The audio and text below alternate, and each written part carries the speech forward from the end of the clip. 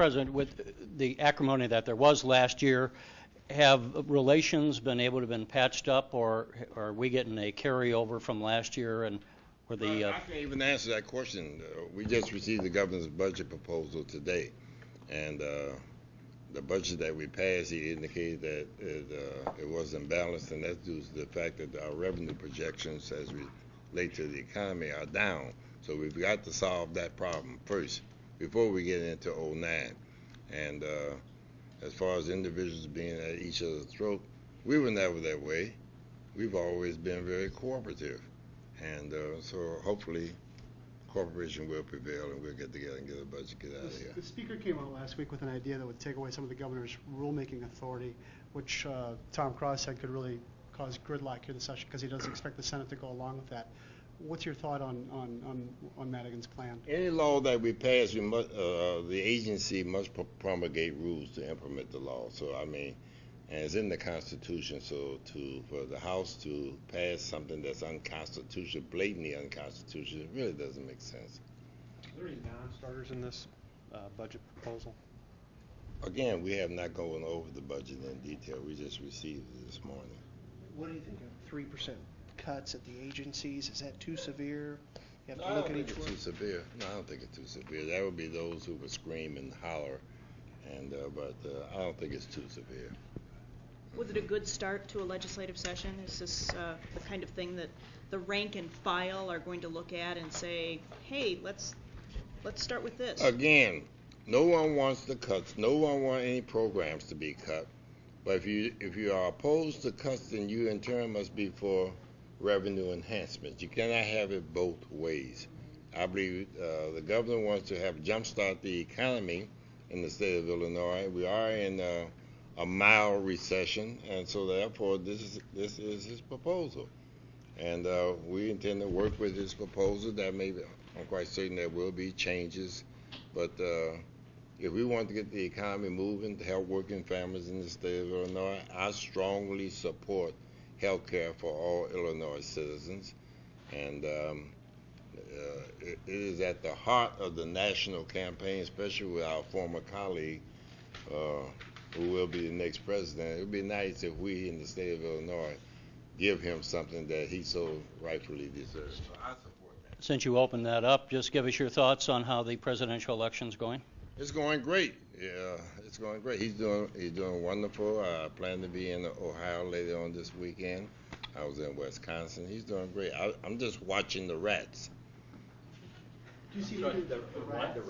You always watch the rats. You know, have you ever been on a cruise ship? All ships have rats on them.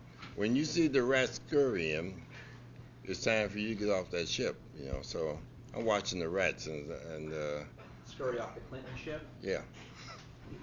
Do you see anything as polarizing as GRT in this year's budget address? I don't see anything as that would cause individuals to be so, you know, opposed to. Forgive me. Huh?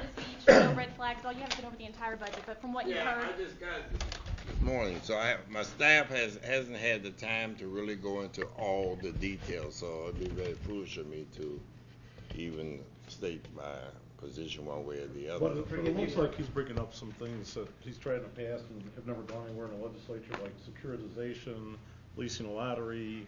It hasn't gone anywhere in the past, but it does not mean that it cannot go anywhere in the future. Do you see anything that's changed? If the members on both sides of the aisle want a capital bill, and it has been expressed by most of the members, particularly downstate, if we want to capture the federal dollars that's awaiting us in Washington for action here, mass transit needs infrastructure dollars, and the federal dollars waiting to help there.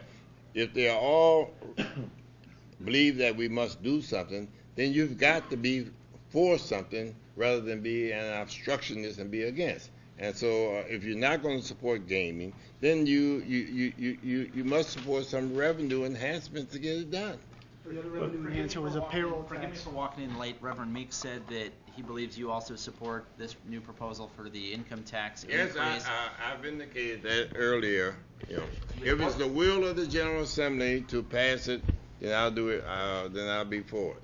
But based on your read, is there enough support there to do something, especially when the governor, who's your ally, says no way? Well, again, if it's the will of the General Assembly, I'll move in that direction. Setting aside the capital tax plan and the pressure to move that quickly, the governor wants other things like the child care tax credit moved quickly. You guys went 12 months last year. How fast do you think you can accomplish that this year? Well, some of you indicated the speaker's put out a statement that he wants to get out of here early. So if he wants to get out of here early, that means you'll be willing to sit down and work out whatever differences may have and come to a resolve and get a budget and get the heck out of here. Is it up to him then? Hmm? Is it up to him then?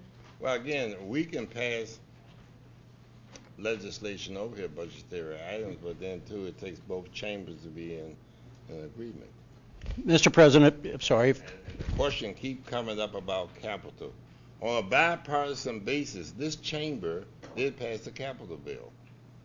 A major capital bill, $25 billion to capture the federal dollars. It got hung up in the House. And most of the members on both sides of the aisle want a capital bill.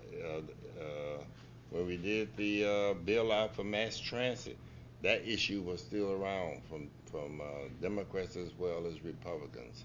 And so it's the will of the members that we do a capital bill. Is Senator Meeks's proposal a more holistic way to approach that capital bill and all the other economic needs we face? Again, I like the way you asked that question. It sounded like John McCain when they talk about the next president, Barack Obama.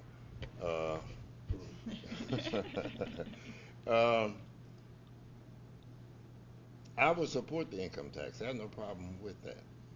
But it has to be the will of the membership to want to put the votes on to get it done. Ms. We could adequately put more money in education. We could do property tax release. We could do a capital bill with that income tax increase. But are the members willing to vote for it? And for you, what's job number one then? What's job number one? What's the priority for you? Keeping my caucus together. Keeping them in support of initiatives that they feel are necessary for their constituents. Mr. President, if you were giving, I wouldn't say that it's over. I have no problem with expansion of gaming to try and get the job done. But we cannot do it just in this chamber alone. We did that last year. And the bill just languished in the House. And Senator Durbin has sent letters. He's called trying to get the capital bill moving because of the federal dollars that's there for Illinois. And so I'm not wedded to gaming. If someone comes with a better package in order to get the job done, I'd be supportive of such. How much of an